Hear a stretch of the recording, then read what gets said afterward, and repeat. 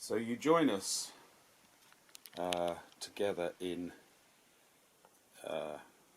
Craftland or something, Amusements World. I've got the wrong light for this. I've made a big mistake. Anyway, here we have a knight. I do not know if I've got any preliminary footage of this fellow. So here he is anyway, and he's going to be a knight probably from around about the Battle of Shrewsbury, which is 1403, and he's going to be a knight pertaining to the King Henry IV, who is of the Lancastrian dynasty, blue and white being their main colours.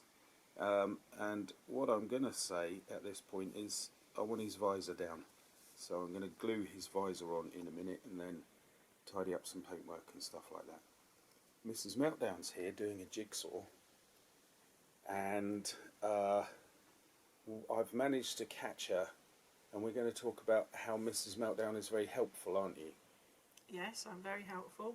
And what happens when you're helpful? It usually leads to disaster. Yeah. Now this is a thing in the family. It's not me picking on Mrs. Meltdown.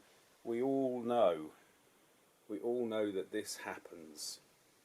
So the more helpful Mrs. Meltdown is, the more things are disastrous. But I didn't want you to think I was just being cruel because she wasn't around when I mentioned this before. At last we have actual evidence that this is the case. It is a great shame because you are very helpful, aren't you? It's true, yeah. I should clearly not be. No. Just be like me, step back, watch. Of course Mrs. Meltdown is a Scorpio and I'm a Leo, so this may be where the problems lie.